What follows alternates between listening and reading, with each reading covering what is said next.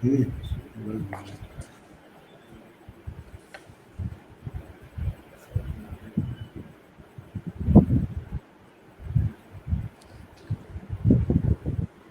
Of हो गया sir.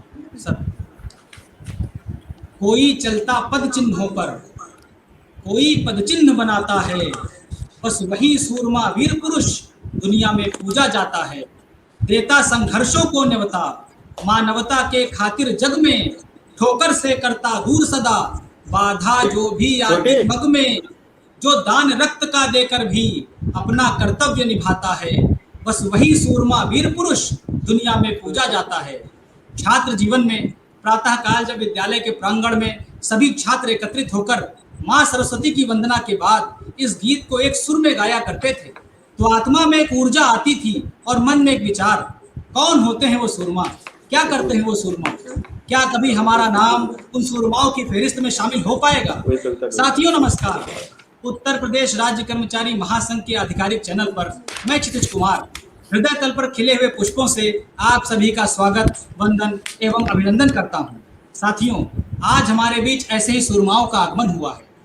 कुशल राजनेता, युवाओं के रोल मॉडल श्री ब्रजेश पाठक, माननीय कानून विधायी एवं ग्रामीण अभियंत्रण सेवा मंत्री उत्तर प्रदेश सरकार। सर, बहुत बहुत स्वागत है आपका, बहुत धन्यवाद। बहुत बहुत धन्यवाद आपका क्षितिज जी।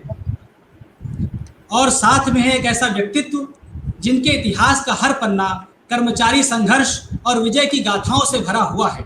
कुशल नेतृत्वकर्ता श्री सतीश कुमार पांडे। सर, स्वागत है आपका। नमस्कार। सर, आज के सफर की शुरुआत और सवाल की शुरुआत मजरूर सुल्तानपुरी साहब के एक शेर से करूंगा, और सवाल भी इसी से है कि मैं अकेला ही चला था जानिबे मंजिल, मगर लोग साथ आते गए और कारवां बनता गया।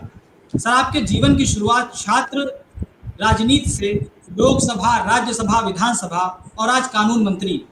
सर, हम जानना चाहेंगे कि इसके बीच के कुछ ऐसे संस्मरण जो आप साझा करना चाहें, छात्र राजनीति से जुड़े हुए और आज तक की यात्रा से जुड़े हुए, हमें अच्छा लगेगा सर। सबसे पहले मैं आभार प्रकट करना चाहूँगा उत्तर प्रदेश राज्य कर्मचारी महासंघ का, उसके मुख्य कर्ता प्रणेता हमारे मित्र श्री सतीश पांडे जी का, और आप क्षितिज जी का, और सभी अपने कर्मचारी भाइयों का, अपने कर्मचारी नेताओं का, जिन्होंने मुझे अवसर प्रदान किया कि कोरोना महामारी के काल में भी मैं आपसे इस कंप्यूटर के माध्यम से जुड़ सकूं और अपनी बातों को साझा कर सकूं। मित्रों, हम सब जानते हैं जब कोई व्यक्ति राजनीतिक जीवन में उतरता है तो ज़्यादातर जो राजनेता हैं वो या तो बड़े घरों से आते हैं या पारंपरिक ढंग से राजनीति में, उनके घर में कोई उनके पिताजी या उनके चाचा या घर के लोग पहले से पॉलिटिक्स में। लेकिन हम लोग जब लखनऊ में पढ़ने के लिए आए तो हम लोग खाने के लिए संघर्ष करते थे, कमरा किराए पे लेके रहते थे, खाना बना के खाते थे, यूनिवर्सिटी जाते थे। लेकिन अचानक यूनिवर्सिटी में धीरे धीरे लोगों की बात अपने मन में घर कर गई कि लोगों की पीड़ा को हमें दूर करना है।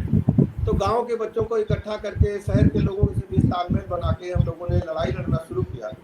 ये बात 1985 की, और 1985 से लेकर के आज तक हम लोग प्रतिदिन, मुझे एक भी दिन महसूस नहीं होता जिस दिन हमको ये लगता हो कि आज हम खाली हैं। 1986 में पहला चुनाव हुआ था इमरजेंसी के बाद। 1975 में जब देश में इमरजेंसी लगी तो छात्र संघ के चुनाव बैन कर दिए गए। लखनऊ यूनिवर्सिटी में भी चुनाव बंद थे। लेकिन 1996 में पहला चुनाव हुआ और उसमें हम लोगों ने दूर से देखा हम लोगों ने किस ढंग से चुनाव होते हैं। 1997 में सबसे छोटा चुनाव रिप्रेजेंटेटिव का होता है, विधि प्रतिनिधि का चुनाव हम लोगों ने 1997 में लड़ा। फिर उसके बाद 1998-99 में लखनऊ यूनिवर्सिटी स्टूडेंट यूनियन का वाइस प्रेसिडेंट चुना गया, और उसके बाद लगातार 1990 में मैं लखनऊ विश्वविद्यालय छात्र संघ का अध्यक्ष चुना गया। 1991-92 में उत्तर प्रदेश छात्र युवा संघर्ष समिति का गठन हुआ। स्टूडेंट्स मूवमेंट लेकर के पूरे प्रदेश के सभी छात्र संघों को हम लोगों ने इकट्ठा किया, पूरे प्रदेश का दौरा किया। उत्तर प्रदेश छात्र युवा संघर्ष समिति का गठन हुआ। स्टूडेंट्स की समस्याओं को लेकर के पूरे प्रदेश के पैमाने पर रैलियां हुई, धरने हुए, और लड़ाई लड़ते लड़ते धीरे धीरे हम लोग कब यहाँ तक पहुँचे पता ही नहीं चला। एक दिन लगातार हम लोगों के बीच में रह करके उनकी लड़ाई लड़ते ही मेरा समय बीता। आज मुझे खुशी है कि लोगों के बीच में जब मैं जाता हूं तो हर घर से कोई न कोई विद्यार्थी कहता है कि जब आप छात्र संघ में थे, जब आप पढ़ते थे तो आप हमारे सहपाठी रहे हैं। मुझे इस बात की खुशी है कि जब हम लोग पढ़ते थे तो लखनऊ में ढेर सारे डिग्री कॉलेजेस थे, लेकिन प्राइवेट ना यूनिवर्सिटीज थी ना डिग्री कॉलेजेस थे। लखनऊ यूनिवर्सिटी लखनऊ में एक ऐसा शिक्षा का केंद्र था जहां लगभग सभी लोग लखनऊ के रहने वाले पढ़ना चाहते थे। एफिलेटेड डिग्री कॉलेज केवल 18 होते थे। यूनिवर्सिटी में भी पढ़ाई होती थी। यूनिवर्सिटी को मिलाकर के विद्यार्थियों की संख्या तो बहुत अधिक होगी, लेकिन लखनऊ यूनिवर्सिटी में भी उस समय लगभग 30-35 हज़ार विद्यार्थी पढ़ते थे। उनके बीच में रह करके बराबर हम लोगों को काम करने का अवसर मिला। फिर 2004 में हमको लोकसभा उन्नाव से जाने का अवसर मिला। फिर 2008 से लेकर के 14 तक मैं राज्यसभा में रहा। इसी बीच कई स्टैंडिंग कमेटियों में मुझे रहने का मिला। 2010 से लेकर 14 तक पार्लियामेंट की जो सबसे बड़ी समिति होती है, स्वास्थ्य विभाग की स्थायी समिति यानी पार्लियामेंट स्टैंडिंग कमेटी हेल्थ की, मुझे चेयरमैन रहने का मौका मिला। इस दौरान आप देखते होंगे जितनी भी वैक्सीन इंडिया जो सर्वाधिक प्रोड्यूस कर रहा है, तो अभी ये फाइलों में दर्ज है कि वो पहले वैक्सीन बनाने की क्षमता भारत में नहीं थी, लेकिन वो वैक्सीन की जो कंपनियों को लाइसेंस देने की प्रक्रिया थी उसको सरल हमारी कमेटी ने किया, और हम लोगों ने जो वो पौधा उस समय रोपा था, आज पूरा देश और पूरी दुनिया उसको देख रही है किस ढंग से भारत वैक्सीन बनाने में अग्रणी भूमिका निभा रहा है। और आज हम उत्तर प्रदेश सरकार में लखनऊ सेंट्रल से एमएलए हैं और लॉ मिनिस्टर के रूप में अपनी सेवाएं आप लोगों के बीच में दे रहे हैं। और मुझे बहुत अच्छा लगता है जब कोई व्यक्ति हमें फोन करता है और मुझसे कुछ कहता है, मैं उसकी कुछ मदद कर पाता हूँ। तो मैं आप सबका आभारी हूँ, और कर्मचारी महासंघ का इसलिए विशेष रूप से आभारी हूँ सतीश जी का, कि जब कभी संघर्ष की नौबत आई, लड़ाई की नौबत आई, कुछ मदद करने की नौबत आई, तो उत्तर प्रदेश राज्य कर्मचारी महासंघ ने, सतीश पांडे जी ने, इनकी टीम ने बढ़ चढ़ करके हमारे साथ कंधे से कंधा मिलाकर हर संघर्ष में, हर लड़ाई में हमारी मदद की है। इनका विशेष रूप से मैं आभार प्रकट करूंगा, अभिनंदन करना चाहूंगा। सर, आप सरकार में हैं, बहुत अहम पद पे हैं, कानून मंत्री हैं, आप बड़ा विभाग देख रहे हैं, वैसे भी वर्कलोड बहुत अधिक होता है। इस महामारी के दौरान आपके द्वारा किए गए विशेष कार्यों, जितना भी राहत कार्य हुआ, इसमें बहुत सहायता मिली है। कैसे मैनेज कर रहे हैं? कौन ऐसे सामाजिक लोग हैं जो इस काम में आपके साथ में हाथ कंधे से कंधा मिलाकर आगे आए? आपने अभी अटल भोजनालय की शुरुआत भी की है, इसके विषय में कोई संदेश देना चाहें, क्या बताना चाहें? दरअसल लखनऊ में जब हम काम कर रहे थे, जब हम छात्र संघ अध्यक्ष थे, तो अटल जी लखनऊ में भाषण देने के लिए आया करते थे, और वहाँ के वो सांसद होते थे। हम लोग लगातार, पहले आप देखते होंगे कि अभी क्या राजनेता जब भाषण देते हैं तो भीड़ इकट्ठा करनी होती है, लेकिन श्रद्धेय अटल जी जब लखनऊ में भाषण देने के लिए आते तो बड़ी संख्या में छात्र, नौजवान उनको सुनने के लिए केवल जाते थे, यानी विपरीत विचारधारा के लोग भी सुनने जाते थे। हमारे यहाँ यूनिवर्सिटी में AISF और आइसा जैसे भी संगठन काम कर रहे थे, SFI जैसे संगठन काम कर रहे थे, यानी लेफ्ट के भी संगठन काम कर रहे थे। वो लोग भी पैदल जाकर के अटल जी को सुनने का काम करते। अटल जी के प्रति हमारे मन में प्रारंभ काल से ही एक अटूट श्रद्धा भाव रहा है, और हमने महसूस किया कि श्रद्धेय अटल जी ने लखनऊ को बहुत कुछ दिया है, उत्तर प्रदेश को बहुत कुछ दिया है, देश को अपना सब कुछ न्यौछावर किया है। अटल जी ने एक लाइन वो खींची जहां तक पहुंचना किसी व्यक्ति के लिए बहुत ही मुश्किल है। तो श्रद्धेय अटल जी के नाम पर लखनऊ के लोगों ने इकट्ठा होकर के गत दिसंबर में एक श्रद्धेय अटल बिहारी वाजपेयी मेमोरियल फाउंडेशन का गठन किया था। उसके बाद से लगातार कोई न कोई कार्यक्रम होता रहता था। 24 दिसंबर को, पिछली 24 दिसंबर को देश के महान कवि कुमार विश्वास जी आए थे श्रद्धेय अटल जी की जन्मदिवस की पूर्व संध्या पर। तो हम सब लोगों ने देखा था, बड़ी संख्या में लोग जुटे थे उनको सुनने के लिए। अटल जी को हम लोगों ने याद किया था। उसके बाद से लगातार श्रद्धेय अटल बिहारी वाजपेयी मेमोरियल फाउंडेशन कुछ न कुछ करता रहता है। इस महामारी के काल में फाउंडेशन के हम सब लोगों ने, मित्रों ने इकट्ठा होकर के सोचा कुछ न कुछ करना चाहिए। कोरोना महामारी से हम लोगों को धीरे धीरे निजात मिल रही है, हम लोग फ्री हो रहे हैं, लेकिन जो रोज कमाने खाने वाले लोग हैं, पटरी दुकानदार भाई हैं, रिक्शा वाले हैं, या जो पैसेंजर्स हैं जो अपने घरों को, गंतव्य को जा रहे हैं, और अचानक उनको स्टेशन पर या बस अड्डे पर खाना चाहिए तो कहाँ से उपलब्ध हो पाएगा? ढेर सारे हॉस्पिटल्स हैं जहाँ तीमारदार है, मरीज तो अंदर भर्ती है, तीमारदारों को खाना कौन देगा? होटल, रेस्टोरेंट, ढाबे सब बंद है। इन परिस्थितियों से निपटने के लिए फाउंडेशन ने तय किया कि हम उनको भोजन उपलब्ध कराएंगे। इसलिए हम लोग शाकाहारी, शुद्ध, ताजा बना हुआ भोजन जो घर से ऐसा होता है, पूरी तरह से गुणवत्ता के साथ हम निःशुल्क उनको उपलब्ध कराने का काम कर रहे हैं और कई दिनों से अनवरत ऐसी प्रक्रिया चल रही है। सतीश पांडे सर, आपसे पूछूंगा, इस कोरोना काल के दौरान कर्मचारियों को किस तरह की समस्याएं आई, उनका क्या निराकरण किया, सरकार से क्या अपेक्षाएं हैं, अगर इस पर आप कुछ बात रखें अपनी। क्षितिज जी, सबसे पहले मैं आपको बता दूं कि जिस समय लखनऊ त्राही त्राही कर रहा था कोरोना की भयंकर बीमारी से, और आपने जो पहली पंक्ति से शुरुआत की, चिन्ह बनता है, तो ऐसे में जब एक त्राही त्राही का वातावरण था लखनऊ के अंदर, तो निश्चित रूप से वो पदचिन्ह बनाने का काम आपके अतिथि के रूप में आपके चैनल माननीय श्री ब्रजेश पाठक जी, उन्होंने वो पदचिन्ह बनाए। उस समय लग रहा था कि लखनऊ में कोई एक ऐसा सूरमा निकलना चाहिए कि नहीं, हाँ, जो लखनऊ के लोगों को ये एहसास दिला सके कि नहीं, हम आपके साथ हैं। और वो काम हमारे माननीय कानून मंत्री जी ने किया और लोगों को ये लगा। और पूरे कोरोना पीरियड में जब भी किसी ने एक बार भी फोन मिलाया तो माननीय मंत्री जी ने उठा करके और उसकी जितनी संभव मदद हो सकती थी किया। और आज भी चाहे वो अटल फाउंडेशन के माध्यम से काम कर रहे हों, वो उसका एक छोटा सा सिपाही मैं भी हूँ, तो मैं माननीय मंत्री जी के प्रति कृतज्ञता ज्ञापित करता हूँ कि ऐसे संकट के समय उन्होंने लखनऊ वासियों का साथ दिया। लखनऊ वासियों का साथ क्या, पूरे प्रदेश के लोगों का साथ दिया। अब जहाँ तक बात है कि कर्मचारियों को किस प्रकार की समस्याओं से दो चार होना पड़ा, अब आप समझे कि लॉकडाउन कर्फ्यू लगा हुआ था, साधन कोई चल नहीं रहे थे, लेकिन फिर भी रोस्टर के हिसाब से, जबकि सरकार को पूरी तरह से सरकारी कार्यालय बंद कर देने चाहिए थे आवश्यक सेवाओं के कार्यालयों को छोड़ करके, लेकिन तमाम सारे कार्यालय खुले और उसमें किस प्रकार से लोग आए गए। तमाम सारे लोग जो आवश्यक सेवाओं से जुड़े हुए नहीं भी हैं और वो कोरोना पीरियड में कार्यालय आए और उनकी डेथ भी हुई। हमारे जैसे जवाहर भवन और इंदिरा भवन में ही कम से कम 10 से 12 ऐसे कर्मचारी हैं जो तमाम अन्य विभागों के हैं, पीडब्ल्यूडी के हैं, तमाम सारे लोगों के हैं।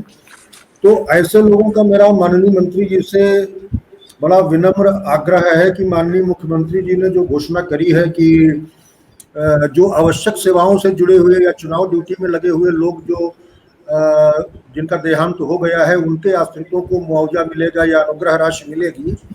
तो चाहे मैं माननीय मंत्री जी से अनुरोध करूंगा कि हमारे महासंघ की इस बात को उचित स्तर तक पहुंचा करके इसका निराकरण कराने का प्रयास करें कि कोरोना काल में जितने भी कार्यालय खुले और उनको ड्यूटी के लिए बुलाया गया, फिर वो वहां पर आकर के कोरोना संक्रमित हुए और कोरोना संक्रमित होने के बाद उनके देहांत हुआ, तो ऐसे सभी लोगों को शहीद का दर्जा देते हुए और उन लोगों को भी अनुग्रह राशि प्रदान करने की कृपा करें। दूसरी चीज ये है कि महासंघ ने अपने स्तर से जो जो संभव हो सकता था, जो अल्प साधनों में, चाहे वो हमारा जवाहर भवन इंदिरा भवन कर्मचारी महासंघ के तत्वावधान में वैक्सीनेशन कैंप लगवाया गया 12, 13, 14 अप्रैल को, उसके माध्यम से मास्क वितरण, काढ़ा वितरण का कार्यक्रम और ऐसे लोगों की हौसला अफजाई करने के लिए लगभग 500 कर्मचारियों को जवाहर भवन इंदिरा भवन कर्मचारी महासंघ ने कोरोना योद्धा सम्मान से भी अलंकृत करने का काम किया है। तो मेरा माननीय मंत्री जी से सिर्फ कोरोना के विषय में इतना ही निवेदन करना था कि आवश्यक सेवाओं से अलग विभागों के भी तमाम सारे लोग खत्म हुए हैं इस कोरोना महामारी में, उनके ऊपर भी आपका वरदहस्त।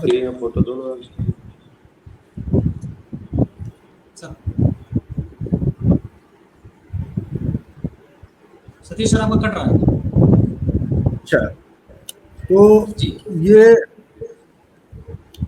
कटने हमने अपनी बात कंप्लीट कर ली है कि हम सिर्फ इतना कहना चाह रहे थे माननीय मंत्री जी से कि जो अन्य विभागों के कर्मचारी भी इस कोरोना संक्रमण से शिकार होकर के उनकी मृत्यु हुई है, ऐसे लोगों को भी सरकार से अनुग्रह राशि दिलाने की कृपा करें। मुझे बोलना है सर? जी, सतीश जी ने अपने कर्मचारी महासंघ की मांगों को हमारे समझ रखा है। हम कर्मचारी महासंघ को इस बात का भरोसा दिलाते हैं कि एक मांग पत्र हमें आप दें, उसको उचित हाथों में जहां ये मांगे पूरी हो सकती है मैं पहुंचाऊंगा और पूरा प्रयास करूंगा कि कर्मचारियों के हितों की रक्षा हो, उनको कोई कष्ट न हो। इसको कोरोना महामारी में सबके दुखों को पूछना, सबके कष्टों को दूर करना हम लोगों की सामूहिक जिम्मेदारी है और मैं गंभीरता के साथ जिम्मेदारी निभाते हुए आपके साथ हमेशा खड़ा रहूँ। बहुत बहुत धन्यवाद सर। सर, आप एक छात्र नेता रहे हैं, छात्र की बात करता हूँ। अमूमन अब विद्यालयों में, स्कूलों में देखा जा रहा है, मैं विद्यालय नहीं बोल रहा, स्कूल बोल रहा हूँ, कि आप पुराने समय में, मैंने भी ऐसे स्कूलों में पढ़ाई की, आप लोगों ने की ही है, कि अगर छात्रों ने दंड योग्य कोई भी गलती की है तो उसकी सजा मिली है, चाहे वो मारपीट से हो या मुर्गा बनाने तक हो। आज के समय पर हिंदी बोलने पर जुर्माना है।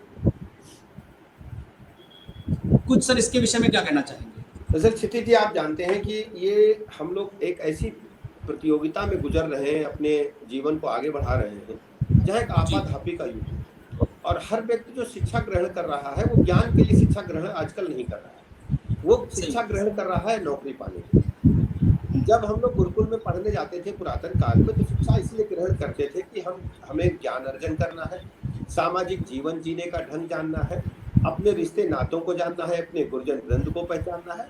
इसके बाद खुले आकाश में निकल जाना है।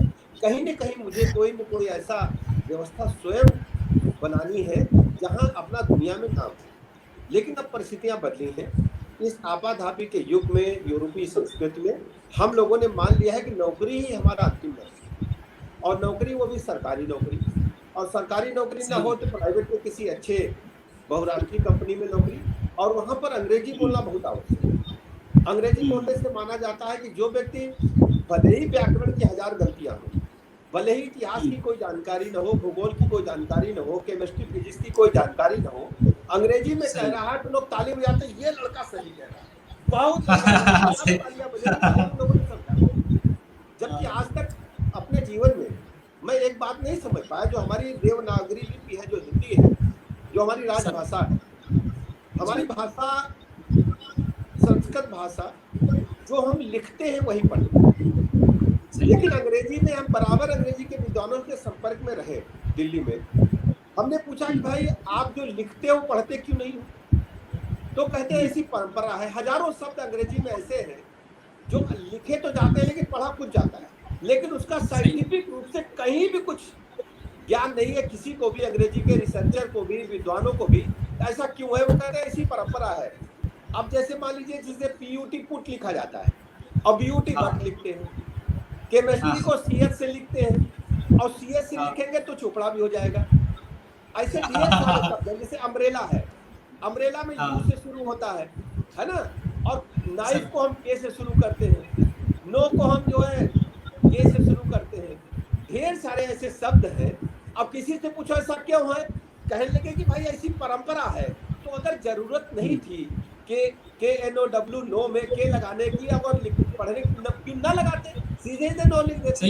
इसका कहीं कोई साइंटिफिक रीजन किसी अंग्रेजी के विद्वान के पास नहीं। जबकि हमारी भाषा क्या है, हिंदी में जो हम लिखते हैं वही पढ़ते हैं। और सबसे बड़ी बात जानते क्या है, अंग्रेजी की डिक्शनरी में जो शब्द पहले आए थे, ऑक्सफोर्ड की डिक्शनरी सबसे अच्छी मानी जाती है, जब हम लोग पढ़ते थे सबकी लाइब्रेरी में होती थी। उस डिक्शनरी में सामान्यतः बहुत परिवर्तन नहीं, और थोड़ा बहुत परिवर्तन एक आध पन्ने का 4 लाइन का भले हुआ हो, लेकिन हमारी हिंदी का जो शब्दकोश है वो प्रतिदिन मान के चलिए सैकड़ों शब्दों को हम अपने में आत्मसात करें। जब हमारे देश में अंग्रेज आए तो ट्रेन आई, जब ट्रेन आई तो हमने ट्रेन को आत्मसात कर लिया। अब हम रेलगाड़ी को आत्मसात कर लिए। रेल को अगर आप देखेंगे तो रेल अंग्रेजी शब्द है, लेकिन रेल को हमने आत्मसात हिंदी में किया, और रेलगाड़ी आप लिखेंगे बखूबी हिंदी में रेलगाड़ी को कहा जाता है। जैसे टेलीफोन जो है वो अंग्रेजी शब्द है, लेकिन हमने उसको आत्मसात कर दिया। आजकल मोबाइल का युग, मोबाइल अभी 95-97 से आया। अब मोबाइल में क्या है, मोबाइल में किसी भी गांव में चले जाइए, अंगूठा टेक व्यक्ति भी जो नहीं पढ़ा है वो भी कहेगा टावर नहीं आ रहा है, हिंदी ने उसे स्वीकार कर लिया है। कोई भी व्यक्ति चले जाइए गाँव में जहाँ पान मसाला भी नहीं मिलेगा, चाय की दुकान भी नहीं होगी, वो वहाँ गुमटी पे लिखा होगा यहाँ टैरिफ भरे जाते हैं, और एक लाइन नीचे लिखी होगी यहाँ गाने 30 रुपए में अपलोड किए जाते। ये साधारण भाषा है। तो सोचिए कि हिंदी कितनी विशाल हृदय है, सारी भाषाओं को अपने में स्वीकार करती है और सहज रूप से हम हिंदी को आगे बढ़ाने का काम करते हैं। मित्रों, मैं ये कहना चाहता हूँ कि हिंदी ही है, हमारी मातृभाषा है, और हिंदी को हम प्रेम करेंगे। और अपनी अपनी मातृभाषा में कई देश ऐसे हैं जिन्होंने दुनिया में परचम बुलंद किया है, चाहे जापान हो, चाहे चीन हो, ढेर सारे ऐसे देश हैं जो अपनी मातृभाषा के बदौलत दुनिया में झंडा बुलंद किए हैं। और हम लोगों को भी, जो लोग इस विधा को आगे बढ़ा रहे हैं, जैसे आप हमारे कवि हैं क्षितिज महोदय, तो कवियों की तो सबसे बड़ी जिम्मेदारी है, आप अपनी जिम्मेदारी को बढ़ा रहे हैं, मातृभाषा को आगे बढ़ा रहे हैं। मैं नतमस्तक होकर अपनी मातृभाषा को प्रणाम करता हूँ, भारत माता को प्रणाम करता हूँ, और आप जैसे नौजवानों को मैं अभिनंदन करना चाहूँगा मंच के माध्यम से कि हिंदी को आगे बढ़ाने में आप लोगों ने बहुत अहम भूमिका निभाई है। आपका बहुत बहुत अभिनंदन है। सर, आपने मंचों का नाम लिया, आप साहित्य प्रेमी हैं और जितने भी कविता के मंचों पर आपके सानिध्य में मैं रहा, मैंने देखा है कि आप कविताओं को सुनते और घूमते भी हैं। कुछ कविता का आपके जीवन में क्या प्रभाव रहा? कुछ अन्य कवि मित्रों ने जिनके संस्मरण आप साझा करना चाहें, जिनके नाम साझा करना चाहें? लोग अपने अपने स्तर से कवि समाज भी खूब काम कर रहा है कोरोना काल में। कविता अवध क्षेत्र में जैसे हम लोग जब सड़क पे घूमते हैं, जैसे कोई मकान आपको अच्छा लग जाता है सर, तो आपको अच्छा इसलिए लगता है कि उसकी जो कारीगरी है, उसका जो आर्किटेक्ट है, तो आपके मन को भा जाता है। तो यही सिंपल सीमेंट सरिया मोहरन गारा से बनी बिल्डिंग है। जब किसी आप कलाकृति को देखते हैं जो पत्थर में गढ़ी हुई है, आपका सहसा आपका मन प्रणाम करने को करता है, क्योंकि आपके मन लायक उस गढ़ने वाले ने, उस आर्किटेक्ट ने गढ़ने का काम किया है। ऐसे ही हमारे कवि, जो हमारे मातृभाषा है हिंदी, उसमें जितने भी शब्द हैं उनको कौन शब्द कहाँ फिट किया जाए और एक लाइन में लिख दिया जाए, वही कविता है। जब हमें लगता है कि ये शब्द तो हमारे हैं, जो क्षितिज बाबू कह रहे हैं या कोई कवि कह रहा है, तो स्वतः मन को अच्छा लगता है। जब मन को अच्छा लगता है तो हृदय में एक स्वतः एक प्रसन्नता आती है, और वो प्रसन्नता मस्तिष्क तक जाती है, और जब मस्तिष्क में प्रसन्नता होती है स्वतः तालियां बजने लगती है। तो मेरा मानना है कि कवि एक ऐसे शब्दों का गढ़ने वाला कलाकार है तो मन को प्रिय होता है, और मन को प्रिय होने के साथ साथ सामाजिक व्यवस्थाओं पर, वर्तमान व्यवस्था पर अपने सीधे कटाक्ष भी करते हैं। जो हमारे श्रृंगार के कवि हैं, वो प्रेम की कविताएं लिखती हैं, किस ढंग से उनका चरित्र चित्रण होता है, वास्तव में लगता है कि हमारे शब्दों को उन्होंने अपनी भाषा में कहने का प्रयास किया है। ढेर सारे कवियों के बीच में मुझे रहने का मौका मिला, मैं उन्नाव से सांसद रहा, तो उन्नाव में आप देखिए एक परंपरा है कि मुझे लगता है कि हर गांव में कवि सम्मेलन है, और कवियों की एक ऐसी परंपरा है, उनके पिताजी, उनके बाबा पितामह कवि थे, उनके नाना कवि थे, तो बेटा भी आज कवि। ढेर सारे ऐसे कवि उन्नाव में हुए हैं जिनकी अगर सूची बनाई जाए तो बहुत बड़ी सूची हो जाएगी, लेकिन दर्जन दो दर्जन तो ऐसे नाम हैं जिन्होंने पूरी दुनिया में अपना नाम हिंदी में एक स्वर्ण अक्षरों में लिख दिया है। जब कभी हिंदी की चर्चा होगी तो बगैर उन्नाव के उन कवियों की पूरी नहीं हो सकती, जैसे सूर्यकांत त्रिपाठी निराला, जैसे सनेही शुक्ला, जैसे प्रताप नारायण मिश्र जी, जैसे आपको मैं बताऊं, आलोचना हिंदी की आलोचना में इतना बड़ा साहित्यकार आज तक दुनिया में नहीं हुआ, पंडित रामविलास शर्मा। रामविलास शर्मा आलोचना के दुनिया के सबसे बड़े साहित्यकार माने गए। और तो मैं बताऊंगा आपको, दुनिया में चले जाइए कि हर सब लोग गाना याद करते हैं कि वो आंसू बहाना याद है, चुपके चुपके आंसू बहाना याद है, वो गाना हसन मोहानी जी का है, जो हमारे मोहन से आता है। सही बात है। दुनिया में जहाँ जहाँ हिंदी उर्दू है, वहाँ वहाँ उन्नाव है, वहाँ वहाँ हमारे उन्नाव के माटी के शब्द। सर, निराला जी उन्नाव के थे, अगर दो पंक्तियां सुना देंगे आप उनके किसी कविता की तो बात पूरी हो जाएगी सर। हाँ, निराला जी ने उन्नाव को बहुत कुछ दिया। आज उनका गांव उन्नाव में गढ़ा कोला है, हम लोग प्रतिवर्ष वहां जाकर के श्रद्धासुमन अर्पित करते हैं।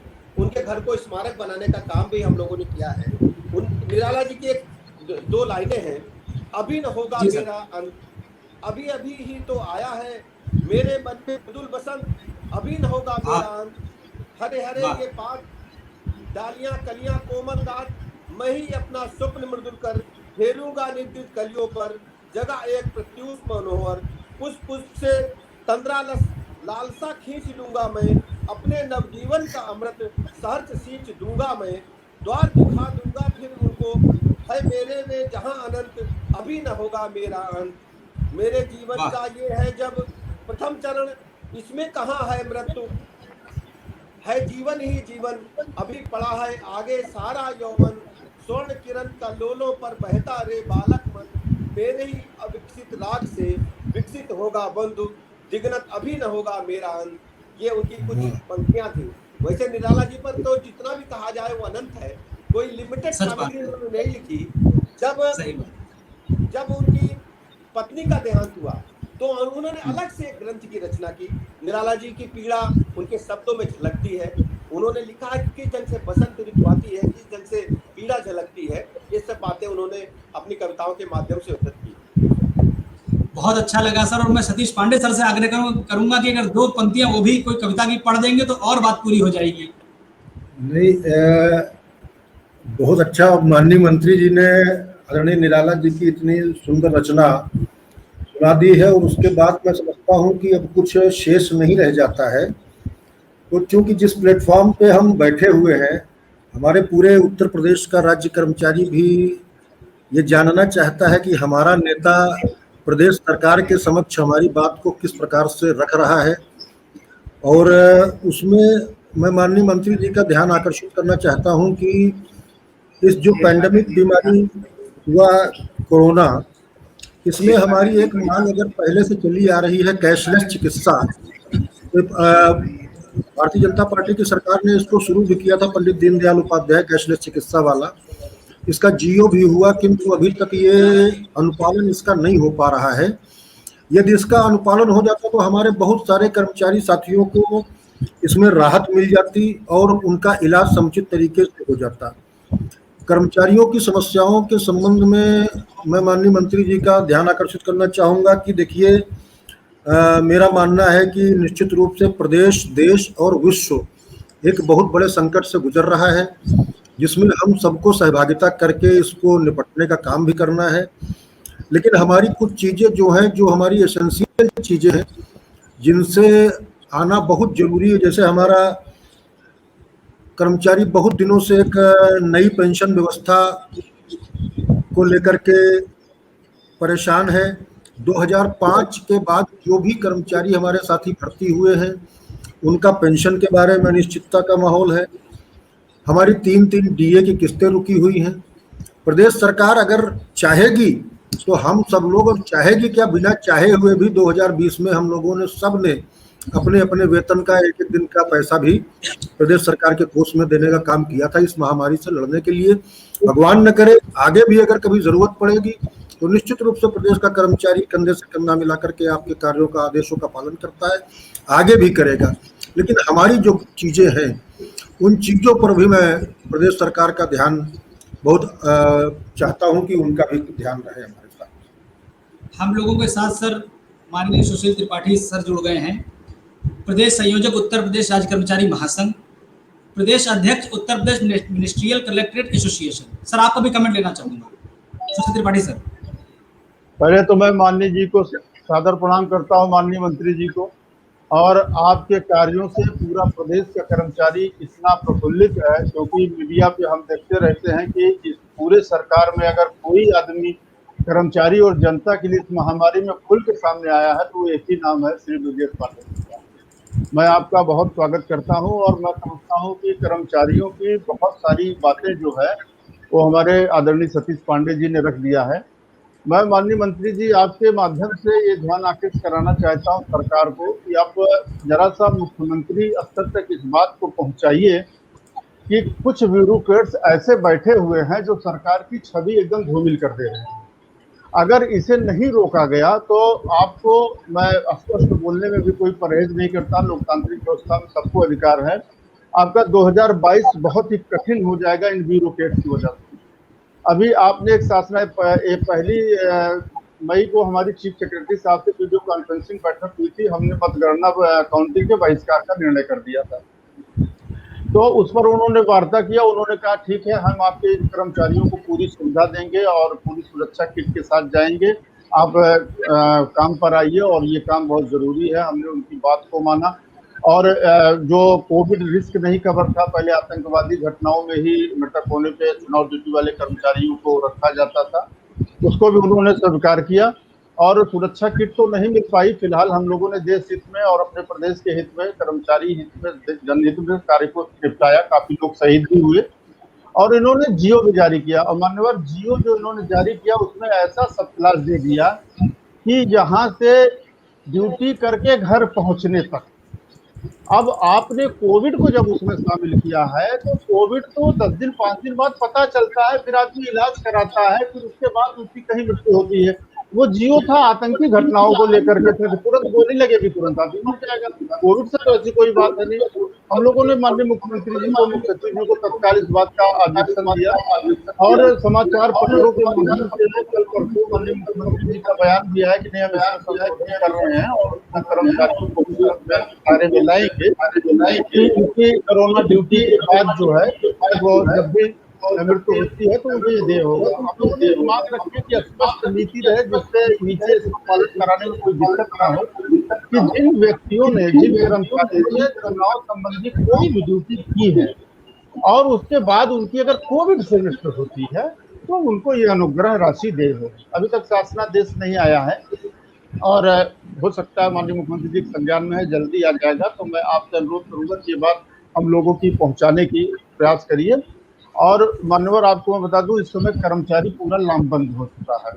हम लोगों ने कर्मचारी अधिकारी शिक्षक पेंशनर्स अधिकार मंच बनाया है जिसका मैं प्रधान महासचिव हूँ और हमारे आदरणीय श्री सतीश पांडे जी उसके वरिष्ठ उपाध्यक्ष हैं।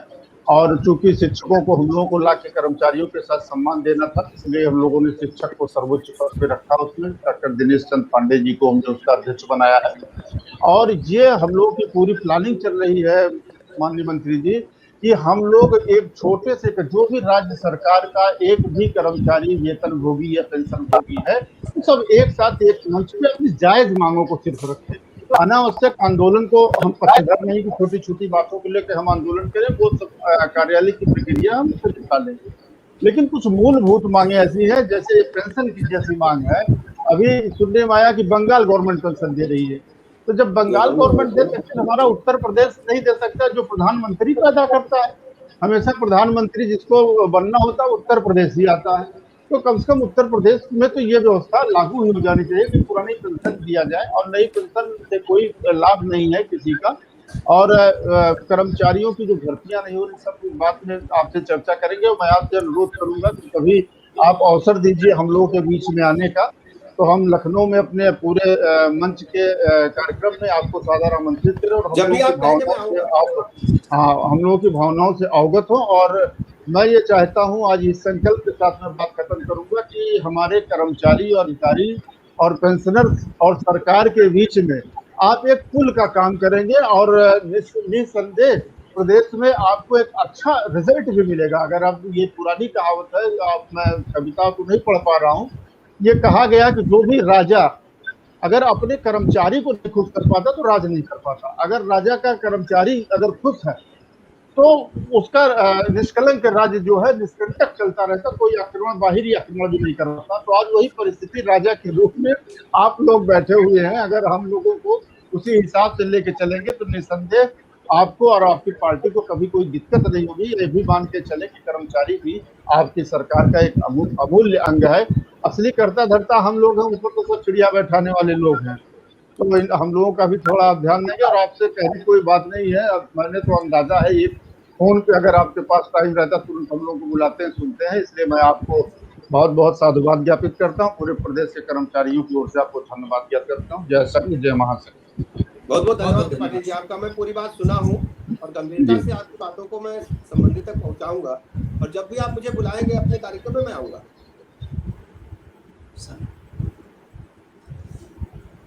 सर चलते चलते ये कि national crime investigation bureau NCRB की रिपोर्ट है कि आपके कानून मंत्री रहते हुए क्राइम रेट 45% कम हुआ। जहां उत्तर प्रदेश, बिहार का नाम गुंडागर्दी में 1 नंबर पर था, आज क्राइम रेट 1 नंबर पे हो गया है कम होते हुए। क्या बदलाव किया, आगे क्या विजन है सर, कैसे किया इस काम?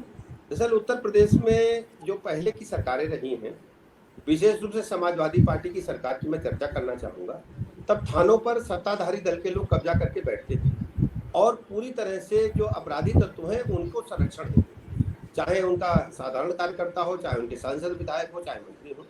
लेकिन मैं दावे के साथ कह सकता हूं कि भारतीय जनता पार्टी की सरकार का कोई भी कार्यकर्ता, कोई भी मंत्री, कोई भी सांसद विधायक किसी भी अपराधी के समर्थन में नहीं।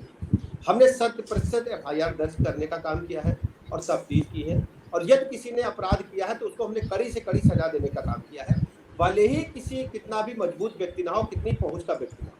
हमने किसी को भी अपराध के मामले में जीरो टॉलरेंस की नीति के तहत सबको हमने कड़ी कार्रवाई करने का काम किया है। और जो हमारे माताओं और बहनों के प्रति अपराध है उनमें हमारी सरकार ने और तेजी दिखाई है। हमने समय से पहले चार्जशीट लगाई है और हम आभार प्रकट करना चाहेंगे अपनी न्यायपालिका को कि उन्होंने कई जनपदों में एक इतिहास रच दिया है कि मात्र 3 महीने के अंदर पास्को एक्ट में हमारी बहनों को अपना उन्होंने न्याय दिलाने का काम किया। उनको हमने आजीवन कारावास से लेके कई जनपदों में हमने फांसी की सजा भी दी है जो माताओं बहनों के प्रति अपराध हुए थे। और हमारी सरकार प्रतिबद्ध है कि हम किसी भी कीमत पर अपराध और भ्रष्टाचार से कोई टॉलरेंस नहीं करेंगे, किसी को नहीं छोड़ेंगे, उनके खिलाफ कड़ी कार्रवाई करेंगे। उसी का परिणाम है कि पूरे देश के जो आंकड़े हैं उनमें उत्तर प्रदेश ने अपना स्थान नीचे की तरफ किया है। अब उत्तर प्रदेश में अपराध कम हो गए हैं अन्य राज्यों की तुलना से। सर, अभी साहित्य कविता की बात चली तो एक शुभकामना संदेश आपके लिए है, परिचित हैं, खास हैं, आपके मित्र हैं, तो सुनाना चाहता हूँ।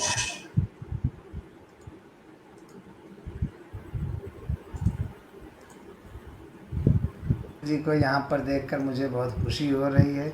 मैं इनका बहुत प्रशंसक हूँ। ये हमारे मित्र हैं, हम लोग एक साथ विश्वविद्यालय में पढ़े हैं और मैं हमेशा इनके कार्यों की सराहना करता रहा हूँ। और वर्तमान में तो इन्होंने गजब ही कर दिया है कोरोना पीड़ितों की सहायता करके। ये साहित्यकारों के भी बड़े प्रशंसक हैं, कभी सम्मेलन आयोजित करते हैं। मुझे बहुत खुशी है इनको यहाँ पर पाकर। धन्यवाद सर। एक वीडियो प्ले नहीं हो पा रहा है। गोमती नगर आवासीय महासमिति, इसके अध्यक्ष हैं माननीय उमाशंकर दुबे जी। जी जी। उन्होंने इसके अंतर्गत कई सरकारी कर्मचारी भी यहाँ पे हैं। तो एक मिला जुला सवाल है, कोरोना के बाद कचरे की बड़ी समस्या हो गई है,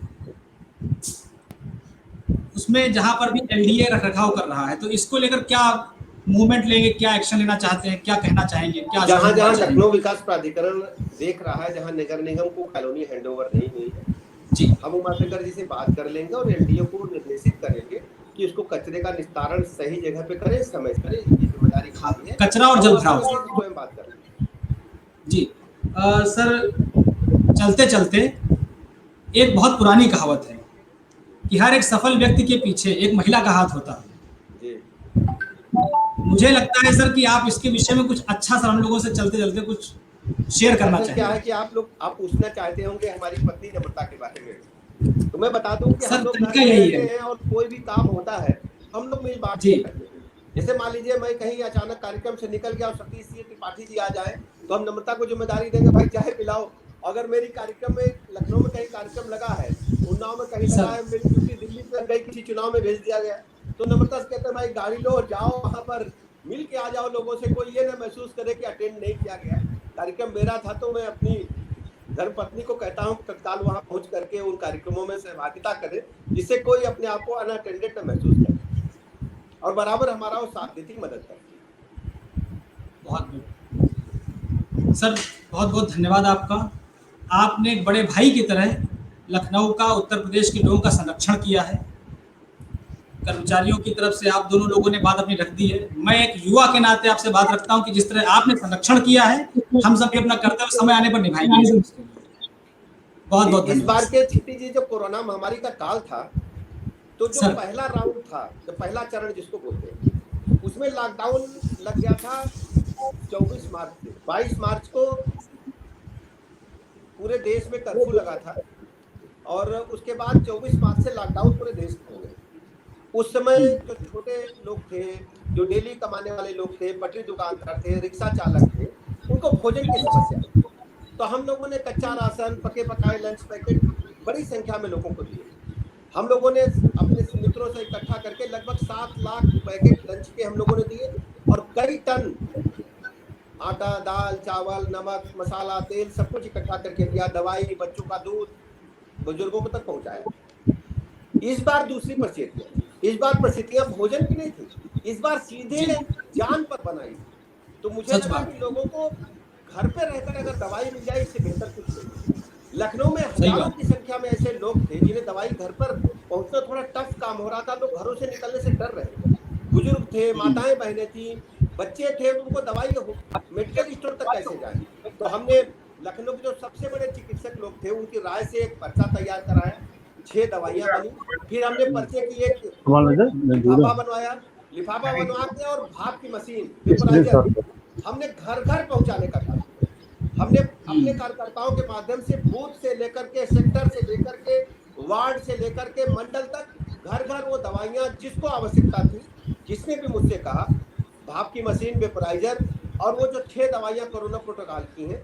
और हमको यह बताने में बड़ी खुशी हो रही है कि कोरोना प्रोटोकॉल की जो 6 दवाइयां हैं, ivermectin, vitamin D, vitamin C और मल्टीविटामिन और आपकी जिंकोविट, अगर किसी ने समय से खा लिया तो उसको कोरोना फिर लगने नहीं पाया, कोरोना को उसने हरा दिया, उसको अस्पताल भी जाना नहीं पड़ा। तो हम अपने मित्रों से यही कहना चाहेंगे, जिसको भी कोरोना के प्रारंभिक लक्षण मिले, चाहे खांसी हो, जुकाम हो, बुखार हो, बदन दर्द हो, तत्काल कोरोना प्रोटोकॉल की दवाइयां शुरू कर दीजिए। इनके कहीं कोई साइड इफेक्ट नहीं है और तत्काल 1 सप्ताह में ठीक होकर पुनः हम लोग काम पर लौटेंगे। और जिसने लेट किया वही चक्कर में फंसा है। इसलिए कृपया कोरोना महामारी का जैसे ही कोई आपको लक्षण मिले, आप दवाइयां खाना शुरू कर दें और ठीक हो जाएंगे। हम सब एकजुट होकर के अपने प्रदेश को, अपने लखनऊ को दोबारा तेज गति से बढ़ने वाला प्रदेश विकास के पथ पर बनाएंगे और हम सब मिलजुल करके काम करेंगे। हम उत्तर प्रदेश राज्य कर्मचारी महासंघ का भी आभार प्रकट करते हैं, अभिनंदन करते हैं त्रिपाठी जी का, पांडे जी का। इन्होंने एक मंच हमें प्रदान किया और हम तो इनके भाई हैं। जहां कहीं आदेश देंगे, कंधे से कंधा मिलाकर हम इनके साथ हमेशा जीवन भर खड़े मिलेंगे। इन्हीं लफ्जों के साथ मैं बहुत बहुत आभार प्रकट करता हूँ। आखिरी में सर, आप तीनों लोग मुझसे बड़े, सबसे छोटा मैं हूँ, मुझे आप तीनों का आशीर्वाद मिला। इस पर राम प्रकाश बेखुद साहब का एक शेर है कि बस वही लोग जमाने में बड़े रहते हैं, अपने छोटों के जो नजदीक खड़े रहते हैं। बहुत बहुत धन्यवाद सर, बहुत बहुत शुक्रिया। बहुत बहुत खत्म हो गया।